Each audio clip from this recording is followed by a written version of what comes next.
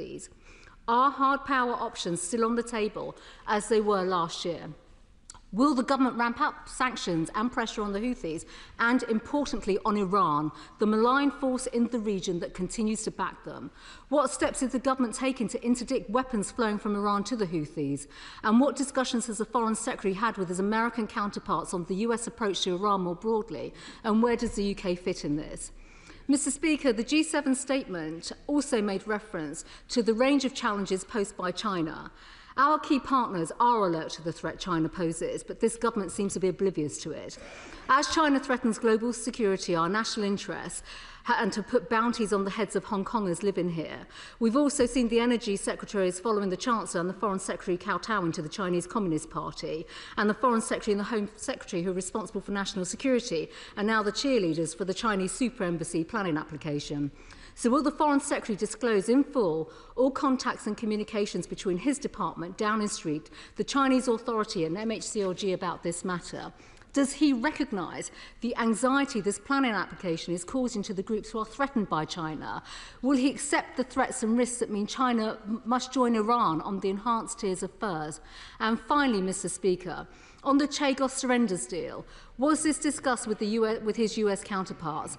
Will he commit to present a draft treaty to the House before it is signed? And how can he justify handing over billions of pounds of British taxpayers' money to Mauritius instead of defending our sovereignty? Well, I'm very grateful, Mr. Speaker, particularly for the cross-party nature of the Secretary of State for the Opposition. Mr. Speaker, I'm a little jet-lagged. I got off a plane at 6 o'clock, so you'll forgive me. But I'm very grateful to the Right Honourable Lady for the manner of her remarks, particularly on Ukraine, and there were a number of questions which I will seek to deal with. She's absolutely right that Zelensky has made absolutely clear that he is committed to peace. She asked me about the US decision on a military pause in aid and on intelligence aid. I'm pleased to say that our assessment is that that pause, as she will know, was for a short period, not an extended period, and therefore it has not had a material effect, but we were pleased to see that resume, and we were pleased to see what flowed from Jeddah, which was the United States, European allies, and President Zelensky in Ukraine absolutely square now with the need for that ceasefire, and it is for Putin to unconditionally now accept that ceasefire. The ball is in his court. And I was pleased to be able to discuss these matters with Secretary Rubio over the course of the 3 days at the G7, but also with Vice President Vance yesterday morning at his residence in Washington. She rightly asks about Russian assets. Let me make clear, Russia must pay for the damage it is causing Ukraine. I'm delighted that the first £752 million payment of the UK's £2.26 billion loan to be repaid by the profits has been generated on Russian sanctioned assets so far, but she knows that there is rightfully a discussion about moving from freezing to seizing. It's important that if we were to move in that direction, that there is unanimity amongst the G7, of course, and that there is a way forward within the European Union for those countries that are most exposed, and as she would expect, at pace. We are discussing these very same issues. She also asks about UK troops on the ground.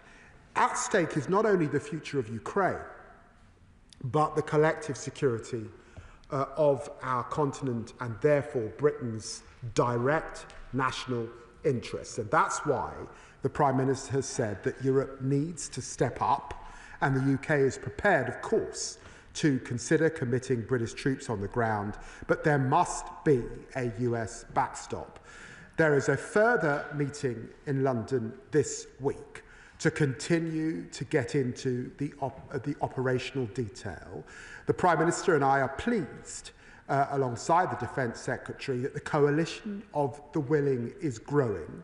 It is right that we consider carefully what would be required on the ground, but I know that she will know too that what is very important is the monitoring exercise of what is put in place.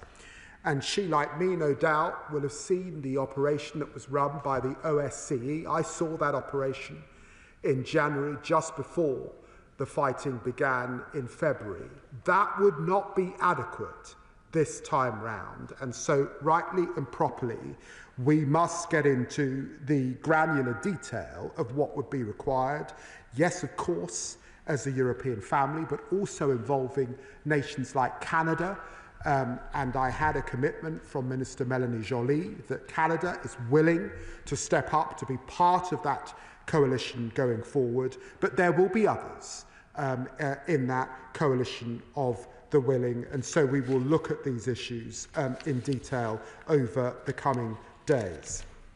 She, of course, mentions the situation in Gaza and the Middle East, and let me be absolutely clear, we were all united. There can be no role for Hamas.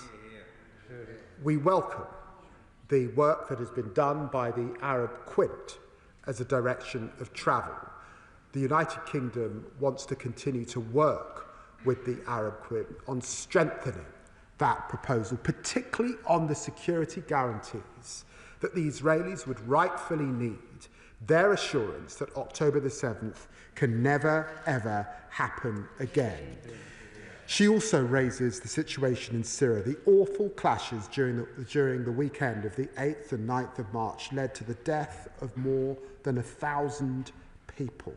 And we condemn the violence at the time, and the Minister for the Middle East updated the House on the 10th of March. It is critical that the interim administration in Syria respects and protects all of Syria's minorities, and that is why it was heartening to see the agreement last week between the interim administration and the Syrian Democratic Forces, particularly in northeast Syria, and this was obviously a topic of much discussion. She rightly also mentions the strikes in the US. Now, since the 19th of November 2023, the Houthis have targeted international commercial shipping in the Red Sea and the Gulf of Aden and attacked British and American warship. This cannot go unchecked. It is totally unacceptable, and it must be dealt with. We don't comment, of course, on other nations' military operations, but I can confirm that we did not take part in the strikes over the weekend, but we are in close touch with our US friends and on the need to act with the Houthis and what they are doing in the Red Sea. She talks about the government's approach to China. What I can assure her is from this government, there will not be 7 different approaches to China, which is what we experienced under the last government. Ping-ponging about over the course of those 14 years, and that calamity of a United Kingdom Prime Minister having a beer with the leader of the Chinese Communist Party. I guarantee her that will not happen under this government. And quite properly, I and the Home Secretary made representations, as she knows, to the planning process about the security issues that must be kept in mind as the proper procedures are followed for China's application. And she knows too that we also have our concerns about our embassy in China and its proper operation. Thank you, Madam Speaker. Chair of the Foreign Affairs Select Committee, Emily Thornbury. Thank you very much, Madam Deputy Speaker. I'm so pleased to see the Foreign Secretary this weekend continuing to lead our allies in support of Ukraine, and equally pleased to see that he has expressed his support for the issue of moving from freezing to seizing Russian assets. We do have 18 billion of them held in the UK. Madam Deputy Speaker, I have to say, though, if we're serious about doing this, then I wondered if we could start getting on with it. So the question I have is, what moves is his department making for example, putting legislation on the books which would allow us to seize those assets when the right time comes? I'm glad to hear that there are discussions to put, but I wondered whether there have been pressure put on our G7 and EU allies who still sit on the remaining £300 billion of assets that also perhaps need to be seized at this stage. And has he considered a UN General Assembly resolution providing the legal basis for coordinated asset seizures? Well, I'm very grateful to the Right Honourable Lady for her question and, of course, her leadership of the Foreign Affairs Select Committee. Can I reassure her that we continue to work closely with our allies on this issue, including lengthy discussions that we had at the G7, Madam Deputy Speaker. But let me also emphasise it is important in this particular area that any way forward is a pooling of that exercise. I don't believe that it would be right for the UK in this instance to act unilaterally, and therefore this is a multilateral endeavour and discussion. She's right, and I get the emphasis of her question that we should work at pace on this, and can I reassure her that we are? Liberal Democrat spokesperson Callum Miller. Thank you, Madam Deputy Speaker. I also thank the Foreign Secretary for advance sight of his statement. Like him, I will focus on Ukraine. Last week, President Zelensky announced his willingness to accept an immediate ceasefire. In response, Vladimir Putin intensified his attacks on Ukraine. This gives the lie to Putin's cheap talk about agreeing with the idea of a ceasefire. His goals remain the same: destroying Ukraine's sovereignty and turning it into a satellite state of Russia.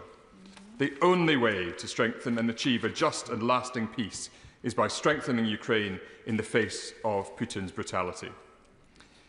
So I was slightly alarmed to hear the Foreign Secretary say that we can only seize Russian assets if we progress by unanimity. If the US refuses to seize Russian assets, will the Foreign Secretary take a lead with European partners so this support can flow? And can he also say what is stopping him from unlocking the £2.5 billion generated from the sale of Chelsea Football Club, held here in the UK, that should already have provided humanitarian aid to Ukraine? The Foreign Secretary referred to the work that ministers have been doing to build a coalition of the willing to support any final peace agreement in Ukraine, which my party strongly supports. But I do ask the Foreign Secretary if he can be more specific. What levels of support have other countries committed? And what progress has he made in securing a backstop security guarantee from the United States? Liberal Democrats have warned repeatedly that Donald Trump's actions are emboldening Putin. Last month, Trump said Russia should rejoin the G7 if a peace settlement is agreed. This would be unjust and wrong. Did the Foreign Secretary make clear to his G7 counterparts that the UK would oppose Russia rejoining the G7? And given that Donald Trump is not a reliable ally, Liberal Democrats have argued that the UK must lead in Europe to reduce the continent's reliance on the United States. We support a pan-European rearmament bank so Europe's defences can be rapidly rebuilt. Yet last week we saw proposals from the European Commission for EU structures that could leave the UK out. So will the Foreign Secretary use his meeting with High Representative Callas tomorrow to make sure that the UK plays a full part in European efforts to the benefit of our security and our defence industry? Yes.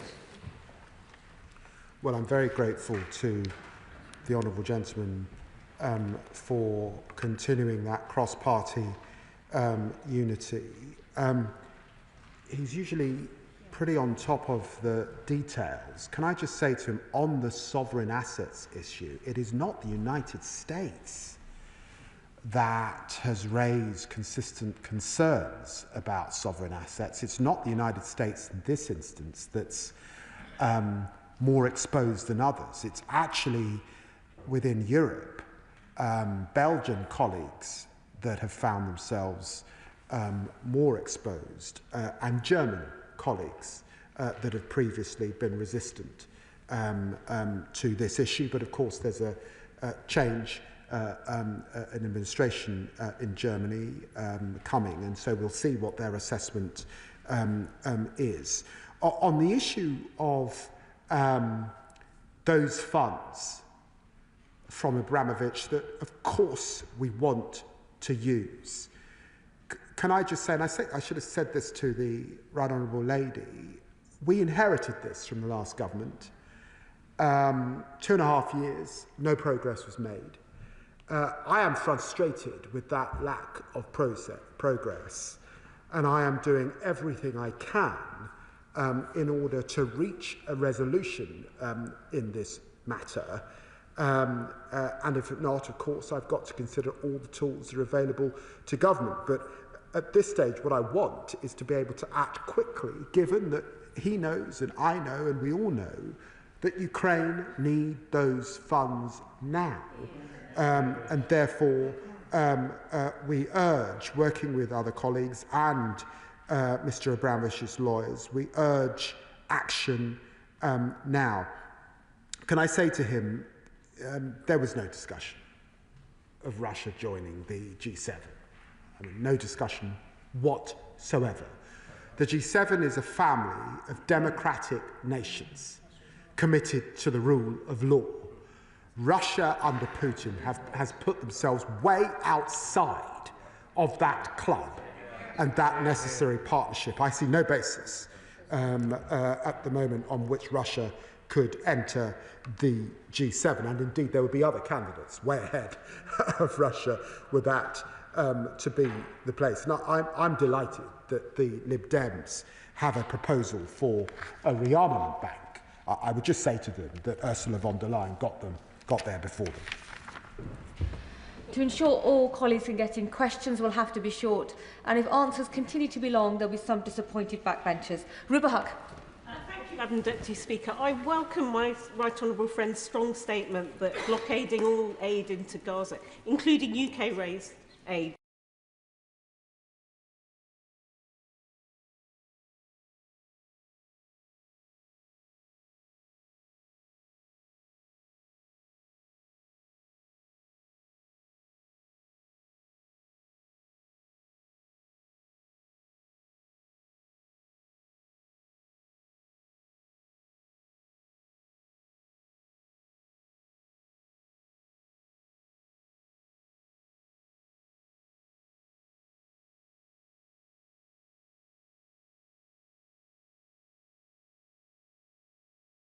unacceptable, hugely alarming and very worrying, and we would urge Israel to get back to the amount of trucks that we were seeing going in, way beyond 600, so that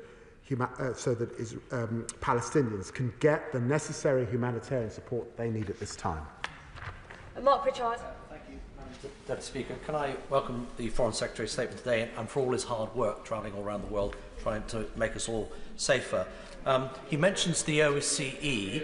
He mentions the OSCE, and whilst the previous model may not be fit in Ukraine for the future, I hope you recognise the important role of the OSCE will play in future elections in Ukraine, and certainly some new model perhaps alongside a security force. But may I just bring his attention to the joint statement from Canada, where it says, the highlights, quote, Iran is the principal source of regional instability, and, quote, some would argue, of course, global instability and insecurity. And in his statement today, he says, quote, Tehran is producing highly enriched uranium at a rate that makes a mockery of the limits set in the JCPOA.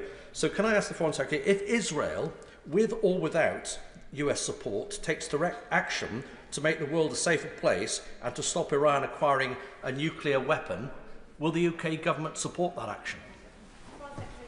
Well, I'm very grateful for the Honourable Gentleman raising this issue of Iran and their desire to have nuclear capability. We stand in the way of that, and working with the Germans and the French, we are determined to use all diplomatic efforts to bring about a conclusion to that desire. And I discussed that, of course, with Secretary of State Rubio alongside my French and German counterparts at the G7. But we also discussed maximum pressure, and we also discussed that nothing is off the table as we discuss these issues with Iran, and we are running out of time to reach a resolution to this issue. Blair McDougall. Madam Deputy Speaker, can I welcome the Foreign Secretary's uncompromising message to Vladimir Putin, and I wonder if he would add to that with a clear message that there can be no peace while the tens of thousands of Ukrainian children who've been stolen from their parents and scattered around Russia are not returned. And I wonder if he shares my concern at reports that the Humanitarian Research Lab at Yale University has been defunded by Elon Musk while they were tracking hundreds of those abducted children. And will he work with international allies to make sure that that data is not lost and ensure that it contributes to getting those children back to their anguished families? Well, can I congratulate my honourable friend for his question, for the horrors of what the Russian regime has done to those children, for the manner in which, and he will be pleased and the whole House will be pleased, that we have, through our ODA budget, supported efforts to retrieve and work alongside those children.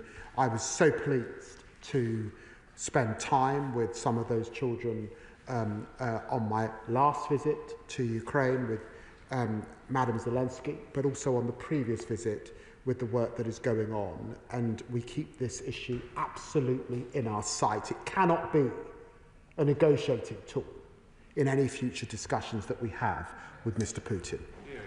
Sir Gavin Williamson.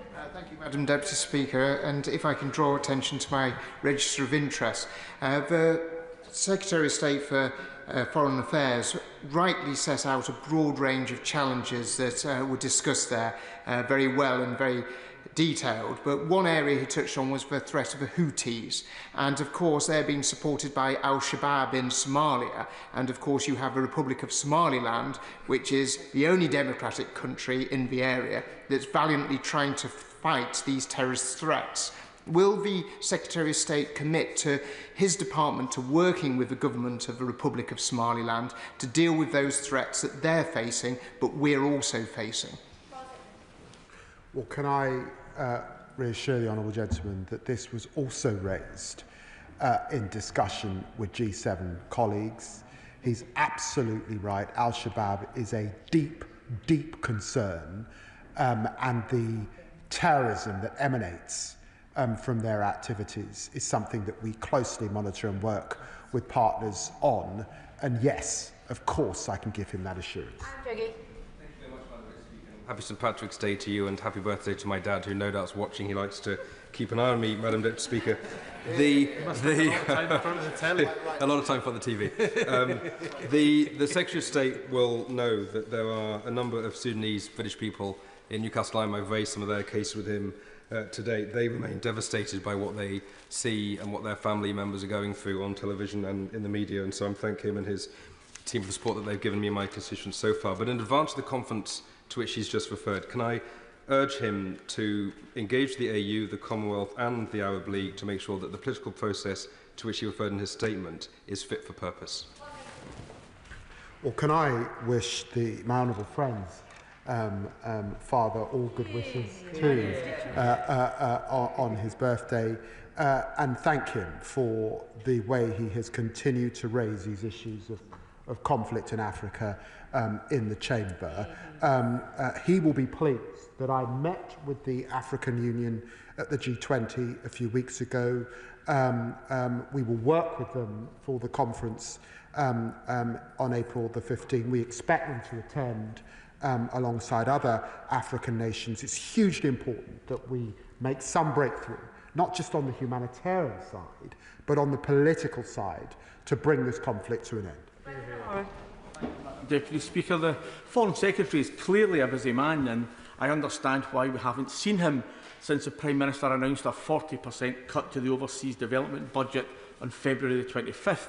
So can I ask him now, were the consequences of slashing overseas aid discussed at the G7, and how did he explain to them that withdrawing life-saving aid to the poorest people on the planet, thereby making them even more dependent on Russia and China, would in the long run make us all safer and more secure?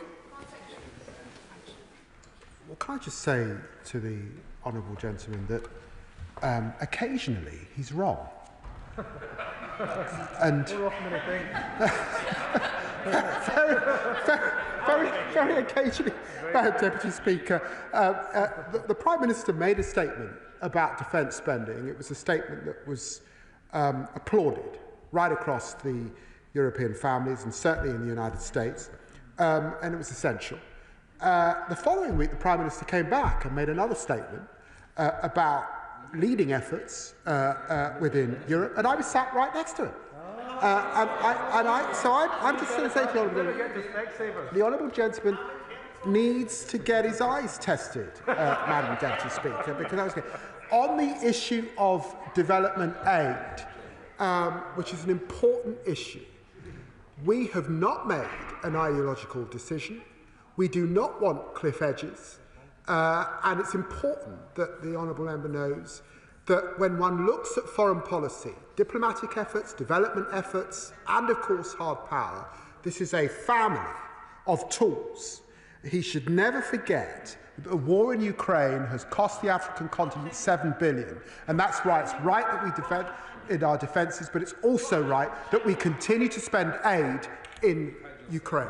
Thank you, Madam Deputy Speaker. I think my constituency neighbour was reading my notes earlier by raising the issue that he did, but I'll raise it again because I don't believe we can say enough about the 19,546 stolen children from Ukraine and the Humanitarian Research Lab at Yale University, who have just had their funding cut by the United States, were not only trying to reunite those children with their families, they were also documenting some of the war crimes that are currently taking place. So can my right honourable friend say a little more about how we're going to ensure that work is not lost, and also can he say what we're doing to support families who will be reunited with children who will be so severely traumatised? Yeah. Secretary. Well, I'm grateful to the Honourable Lady. Can I just reassure her that the UK does continue to track Russia's deportation of Ukrainian children, which is a clear violation of international law. I met with Madam Zelensky in Kyiv back in February on this issue. The UK was very pleased to see another group of children returned via Qatari mediation in September 2024.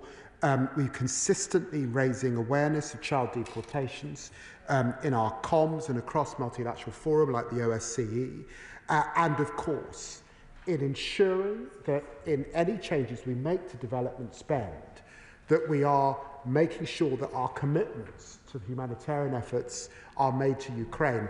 This is an area where she could expect to see the UK continue to fund support. Morrison. Deputy Speaker, it's good to hear that the G7 believes that Iran should not be allowed to build a nuclear bomb. It's a statement of the obvious. It's also good to hear that President Trump has sent a strongly worded letter to the Supreme Leader. But does the Foreign Secretary agree with me that the JCPOA was dead in the water the minute President Trump pulled out in 2018? And he talks of what we might now do and that nothing is off the table. Would he confirm that that includes military action? Secretary. Well, I must let Mr. Trump speak for himself when he says that nothing is off the table in dealing with Iran. But I am pleased that in working alongside the US, they recognise the important role that we, the French and German, play. They recognise that maximum pressure is essential.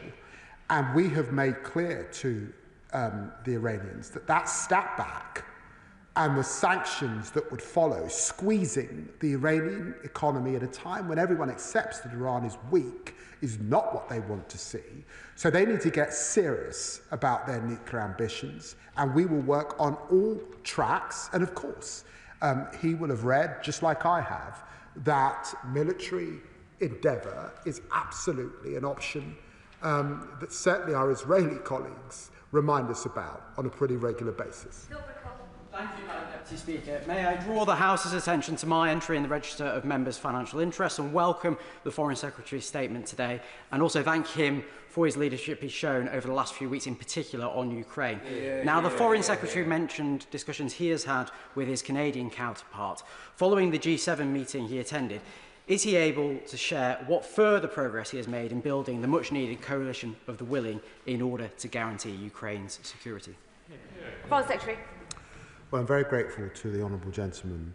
A number of nations are stepping up and coming forward, of course, alongside the United Kingdom and France, and Canada is absolutely one of them. I don't want to give a running commentary because there are further meetings this week, and I think it is right that when we're talking about committing troops particularly, that he will understand that different countries have different requirements in terms of going to their own parliaments, the way that they speak to their own nations about these matters, and so it's right that I leave them to do that and don't make announcements from the dispatch box. Alison Bennett. Thank you, Madam Deputy Speaker. On the 25th of February, the Foreign Secretary told me in this chamber that he was minded to move, and I quote, from freezing to seizing Russian assets, and I note that he's used that phrase again this afternoon. Given the increasingly mercurial nature of our American allies in their support of Ukraine, what progress has been made, and what is the Foreign Secretary's best estimate of when our Ukrainian friends will be able to benefit from those frozen assets? Secretary. Well, I understand why the Honourable Lady raises the question as she does, but as I said to the Liberal Democrat spokesman, this is not an issue where the US is the blocker. It's an issue where there are nations within Europe that are more exposed than others. And it is best, as I said to the chair of the Select Committee, that we act multilaterally, and that is the issue. But we're working at pace. Fred Thomas. For the Foreign Secretary in Canada representing our country, and a big weekend for the Royal Navy in Plymouth. And the Foreign Secretary alluded to increased cooperation with our EU, NATO allies in terms of defence activity. In Plymouth this weekend, the Deputy French Ambassador was down to unveil Ariadne. This is a new capability that the French and British navies now hold, unmanned, uncrewed, completely autonomous, end-to-end, 12-metre long, underwater, mine countermeasure vessels, a remarkable feat of technology. And will he join me in celebrating this feat of cooperation? Foreign Secretary. Well, can I say first to my honourable friend, thank him for his service. He will be pleased that maritime security was such a big discussion point at the G7, and I thank Canada for that. We are a great maritime nation, working with our colleagues, and can I assure him there will be more on this issue in the SDR, which is to follow. Richard Tice. Thank you, Madam Deputy Speaker. I thank the Foreign Secretary for his statement. It seems to me that Putin views the failure to seize the frozen assets as a sign of Western weakness. And if there are some reluctant countries in this, given that the Prime Minister is rightly leading a coalition of the willing, could the Prime Minister and the government lead a coalition of the willing of those nations who will seize those frozen assets? Well, can I say that it's right and proper, as right across Europe we see a cost of living crisis, that we pool our efforts, but also that respective Treasury departments and finance ministers are satisfied that this would not have a detrimental effect on the global economy. Those are the necessary discussions that are being had. He knows my emphasis, but can I assure him that Europe is more united on these issues than we're currently seeing from reform? Thank you, Madam Deputy Speaker. And I'd also like to thank the Foreign Secretary for his statement to the House today. Last week, I hosted a Westminster Hall debate on the International Fund for Israeli-Palestinian Peace. And I wonder if the Foreign Secretary could advise the House if he was able to raise the matter at the G7 Foreign Ministers meeting, and if he might commit to a further meeting with MPs to discuss the UK's commitment to that fund. Well, we were able to discuss Gaza and link that discussion to a broader discussion on development spend and our commitment to Gaza. He will know particularly that the United Kingdom supports the Palestinian Authority and the necessary reforms that they need to make. And can I assure him that I, or indeed the Minister for the Middle East, will meet and discuss these issues further. Jeremy Corbyn. Thank you, Madam Deputy Speaker. In his statement, the Foreign Secretary describes the blocking of aid to Gaza as appalling and unacceptable. Why doesn't he also confirm it's illegal, it's in breach of international law, and the continued bombardment of Gaza is likewise, as is the bombardment of the West Bank? When is the British government going to finally say to Israel, we will no longer supply weapons to you, we will no longer continue security cooperation while you continue to illegally occupy territory and commit international law war crimes in both Gaza and the West Bank? Foreign Secretary. Well, can I say to the right honourable gentleman that I did say in my contribution that it is in breach of international humanitarian law, and of course we have spoken to the Israelis about those concerns, and indeed he will recall the decision that I made back in September of last year to suspend arms, and it was largely because of that breach. John Slinger. Thank you, Madam Deputy Speaker. Earlier today in Parliament, I chaired an event to remember the victims of the appalling chemical weapons attack at Halabja on the 16th of March 1988, carried out by the vicious Saddam Hussein regime. They thanked the UK for our help and friendship over the years. So does my right honourable friend agree that this and current crises show the need for a strong UK? And what I mean by a strong UK is strong armed forces, strong diplomacy with our superb diplomats, soft power with the World Service and the British Council, our alliances in Africa, in the Gulf and in Europe, and that these are vital to preserve and protect the international rules-based system that we all rely on. Foreign Secretary. Well, the honourable gentleman put his remarks incredibly well. Can I associate myself with the remarks he made about that appalling atrocity and absolutely say crystal clear that the United Kingdom, as a P5 member, it's hugely important that we continue to support our armed services and hard power, but also our soft power, our diplomatic efforts and our development spend. We will still be the 6th biggest development spender in the world. Is hugely, hugely important. Richard Ford. Madam Deputy Speaker, last spring, the UK joined the United States in conducting 5 combined joint naval and airstrikes against the Houthis. This weekend, the US conducted airstrikes without participation from the RAF, except in terms of routine refuelling support. Why the change? What does it signal about British foreign policy? And does he consider that getting US involvement in a backstop in Ukraine is more challenging when the US has to operate alone against the Houthis? Foreign Secretary. Well, the United Kingdom was involved to the extent of supporting US efforts on refuelling. I don't think that it would be right for me to comment on the detail of any military exercise, but can I reassure him that we continue to work very closely with our friends in the United States, and as he would expect, I was briefed on these issues alongside the Prime Minister and others. Final question, James Shannon. Thank you, Madam Deputy Speaker. Can I thank very much the Secretary of State for his statement and his very strong words. They're much appreciated.